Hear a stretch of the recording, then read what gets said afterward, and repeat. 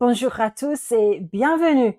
Alors, juste une petite explication. Je n'ai pas pu, pour des raisons bien évidentes, j'étais à l'étranger, j'ai pas pu répondre aux commentaires, mais je vous promets que je vais y aller le plus tôt possible.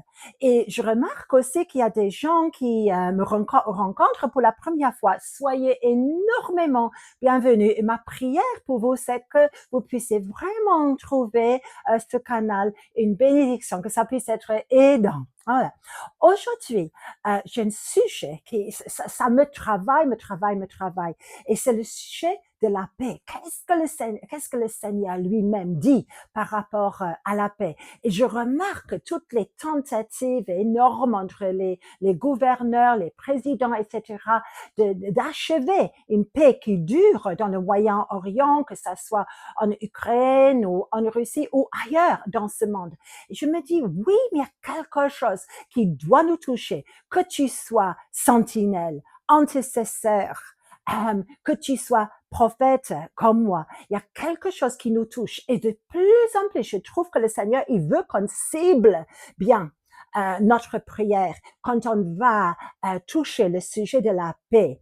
Et vous savez, Jésus, dans l'évangile de Jean, et chapitre 20, verset 26, c'est quand Jésus se révèle à ses disciples après la résurrection. Et il dit, shalom, je suppose, et que la paix puisse être avec vous. Bien sûr, on peut dire, oh, c'est parce que les disciples ont été terrifiés. Oui, mais en effet, Jésus, il est appelé à être le prince de la paix. Sauf que cette sorte de paix qui est la nôtre, parce qu'on hérite de cette sorte de choses, a été gagnée par une crucifixion absolument brutale. Après que la prédication de Jésus pendant 3 jours dans les enfers, et après cela seulement, il est ressuscité et il dit que la paix puisse être avec vous. Et c'est comme ça, parce que la paix, c'est quelque chose qui peut vraiment permettre aux choses de s'empirer avant de s'améliorer. Et tellement de gens, vous m'écrivez pour dire, mais je prie pour la paix, je prie pour la paix, dans ma famille, dans ma nation, dans l'univers, etc. Vous faites très bien. Mais pour achever cette sorte de paix dont la Bible nous parle, il faut passer par beaucoup de tribulations. Hein? Et je compare maintenant, on va aller dans l'évangile de Matthieu, à un moment donné, Matthieu 5 et verset 9. Et bien sûr, vous savez, c'est le discours de Jésus sur la montagne. Et il dit, béni soit ceux qui procurent la paix ou les faiseurs de paix, parce qu'ils sont les enfants de Dieu. Waouh et amen. Alors, soyons les enfants de Dieu.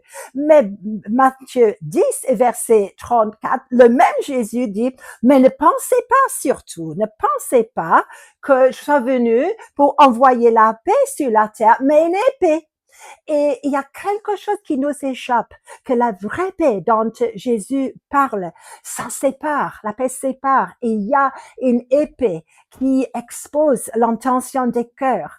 Et avec ça, bien sûr, il y a le don sublime de cette paix profonde qui est vraiment pour nous et très peu de personnes de ma connaissance, et cette sorte de paix.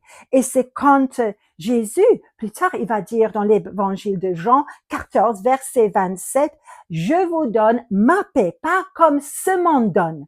Alors, avec toutes les nations qui sont en train de chercher une paix aujourd'hui, il y a quelque chose de plus. Vous le savez, mais c'est à nous de modeler cela dans nos prières et de penser un peu avant de prier pour une nation.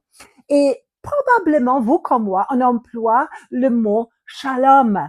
Et shalom, moi j'aime saluer mes amis comme ça. Mais est-ce que vous savez que l'importance du shalom, c'est pas exactement la petite salutation qu'on fait dimanche entre les amis, beaucoup plus que ça.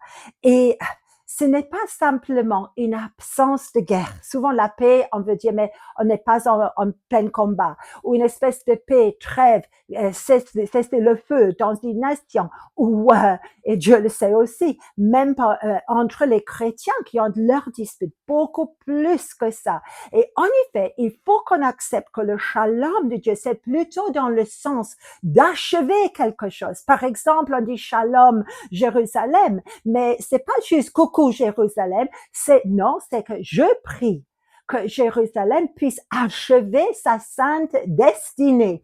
Et nous savons que quand on dit, il faut savoir en effet, quand on parle comme ça, que en effet, la destinée, l'appel de Jérusalem ça ne peut pas être achevé sans passer par des guerres et beaucoup de tribulations. Une très précieuse amie, elle s'y connaît en hébreu, moi moins. Et bien sûr, si vous avez des connaissances, vous allez me dire autre chose. En effet, faites-le parce que ça m'intéresse de voir entre les commentaires ce que vous pensez. Et là, si vous prenez les mots shalom, et il y a quelqu'un qui m'a dit, ça veut dire plutôt détruire l'autorité attachée au chaos.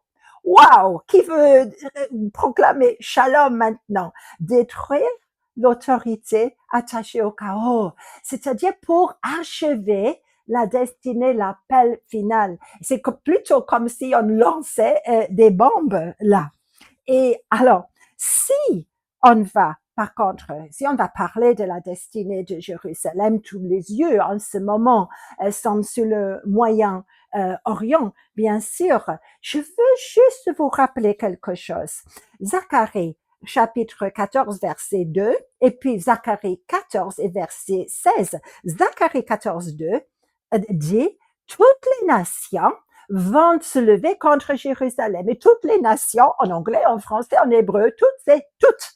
Et on n'a pas vu cela encore. Et déjà, ça doit nous dire, mais il y a quelque chose qui nous dépasse.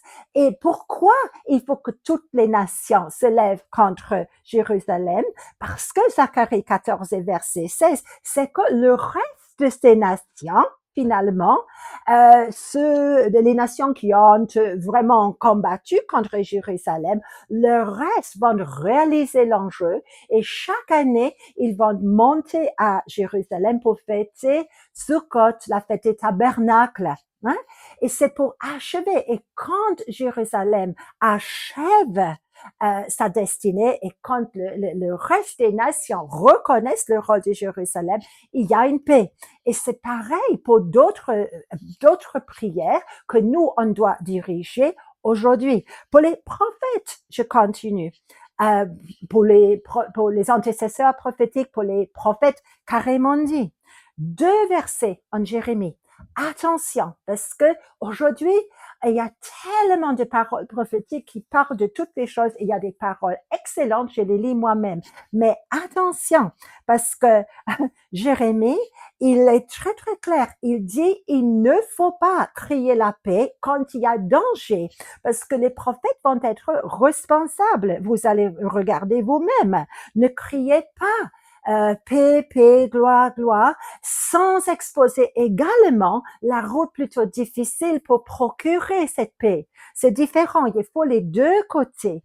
Et Jérémie 6, verset 14, et puis chapitre 8, verset 11, dit cela. Je vous encourage à dire cela, parce que oui, la gloire est là, oui, les réveils sont là, mais à l'autre côté, il y a quelque chose qui doit aller beaucoup, beaucoup plus loin. Alors, essayons d'être équilibrés et de bien équilibrer nos prières. Ézéchiel 13 et verset 10, Ézéchiel, c'est un prophète de l'exil, mais il se lève pour dire, mais malheur au prophète qui badigeonne, vraiment la blessure profonde de mon peuple avec des paroles faciles qui disent paix, paix, paix, il n'y a pas de danger. Et attention, parce qu'aujourd'hui, on n'est pas dans des moments où on a besoin de paroles ni faciles, ni légères. Dieu, il veut aller dans les profondeurs parce que la paix qu'il veut qu'on reçoive après, que ça soit l'égal de ce que Jésus nous offre dans l'évangile de Jean. Et je connais très peu de personnes qui ont cela. Jésus a payé le prix par sa mort brutale, par son discours dans les enfers, par sa résurrection, son ascension. Il a payé le prix. Et nous, on doit suivre ce modèle-là, mais ayant une idée beaucoup plus guerrière de ce que ça veut dire achever la paix, détruire une autorité. Alors, soyez encouragés et si j'ose vous le dire, shalom de tout mon cœur, que vous aussi, vous puissiez achever votre appel, que ça soit dans l'intercession, que ça soit des décrets, que ça soit prophète, que ça soit ailleurs dans le corps de Jésus-Christ. Shalom, mes amis.